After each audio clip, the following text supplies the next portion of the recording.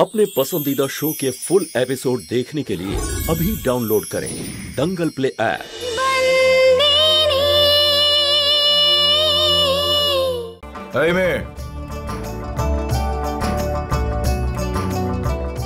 মালিক আপনি ক্ষমা করবেন, আমি খেয়াল করিনি। হ্যাঁ জানি আমি, তোর মন তোর এই কাজের মধ্যেই ছিল। এই এরকম শাড়ি পরে আছিস কেন তুই? ওই মালিক আমি কাজ করছিলাম তো মাটি লেগে যেতে পারে, তাই। আপনি কখন এলেন মালিক? ওই যে তুই দ্বিতীয়টা বানানো যখন শুরু করেছিলি তখন। এতক্ষণ আপনি দাঁড়িয়ে ছিলেন? হ্যাঁ, দাঁড়িয়ে দাঁড়িয়ে তোর কাজকর্ম দেখছিলাম আমি। হাতের কাজ তো তোর একেবারে নিখুঁত দেখছি। একদিন বীরবাকেও শিখিয়ে দিস না এসব, কেমন? মালিক ভেতরে আসুন না।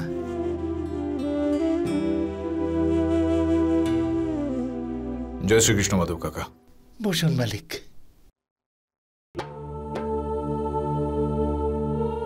আরে এখানে বসো, তুমি এখানে বসো।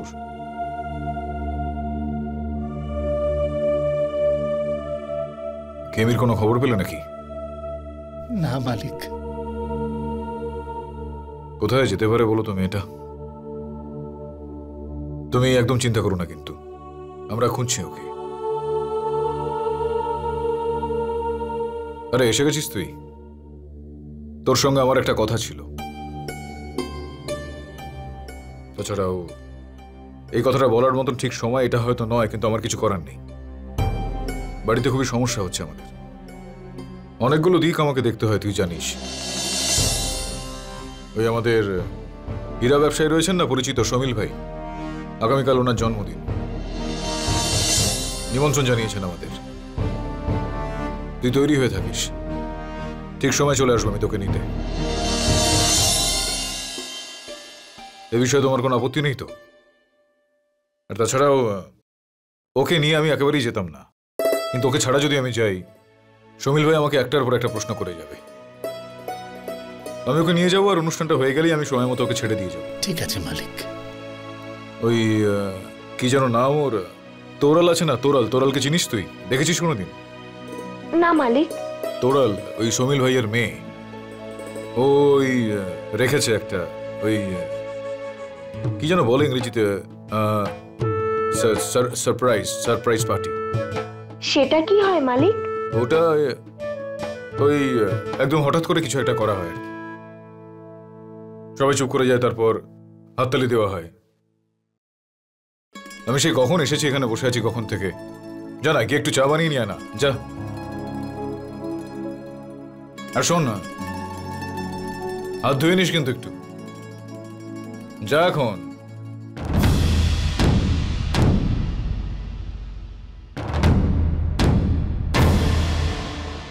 কাকা, যা যা হয়েছে সে বিষয়ে খেমি কিন্তু একমাত্র দায়ী নয়, আমি বলছি। আমি এই খবরটা পেয়েছি যে হিতনও তোমাকে বারবার অনেকবার দুঃখ দিয়েছে। কি করি আমি বলো? যুবক ছেলে, সেই কারণে এই মুহূর্তে যা মনে আসছে তাই করছে। কিন্তু তুমি চিন্তা করো না, একদম সব ঠিকঠাক হয়ে যাবে আমি বলছি।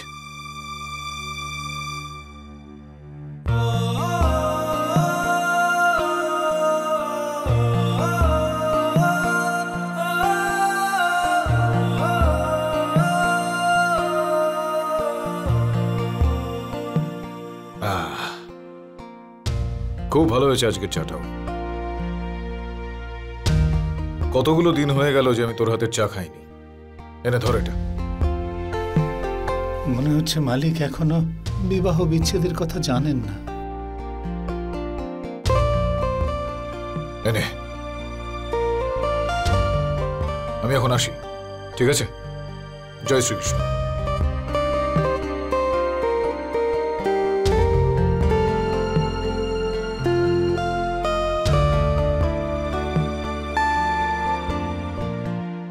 বোন, ওদিকে কচুরি আর জিলিপি দাও।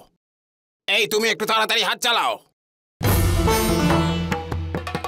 দাদা এক কাপ চা দিন না। হ্যাঁ দিচ্ছি সাহেব। এই এদিকে চা দাও তাড়াতাড়ি।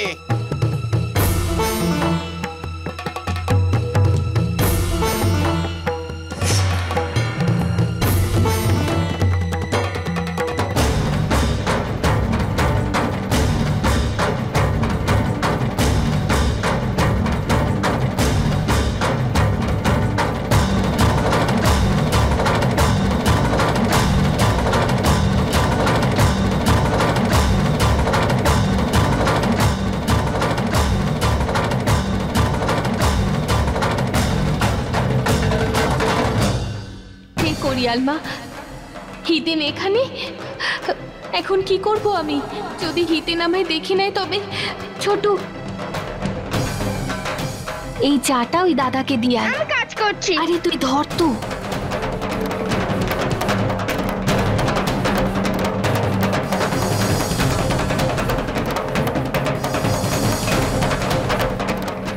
এবার তো বেঁচে গেলাম, কিন্তু কতদিন?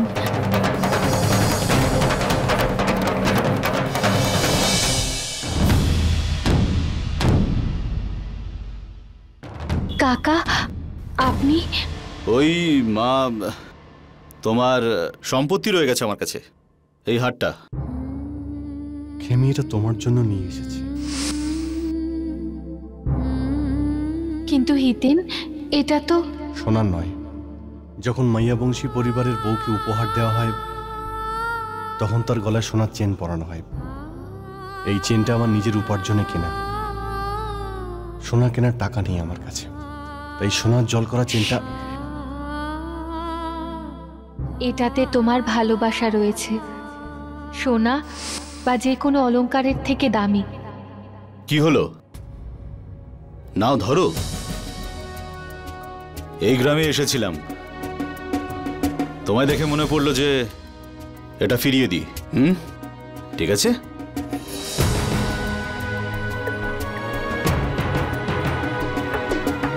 কাকা দাঁড়ান, আসলে আমি বলছিলাম যে কি? এখানে তেমন কোনো কাজ নেই। আপনার কাছে যদি কোনো ছোটখাটো কাজ থাকে আমি করতে পারি, শুধু খাওয়া আর থাকার জায়গা পেলেই হলো। কেন, তোমার বাড়িতে কেউ নেই? না, মা বাবা পৃথিবীতে নেই, আমি একা। কিন্তু তুমি না বলছিলে যে তোমার কোনো মাসি আছে?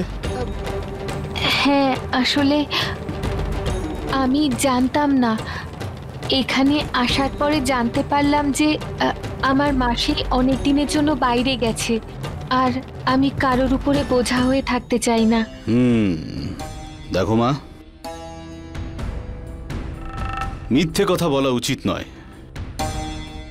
আমি বুঝতে পারছি তুমি যাই বলছো সেটা মিথ্যে বলছো, আর এটাও বুঝতে পারছি যে কোনো না কোনো সমস্যা আছে। বলতে চাও না তাই না? কোনো ব্যাপার না, বলতে হবে না। দেখো,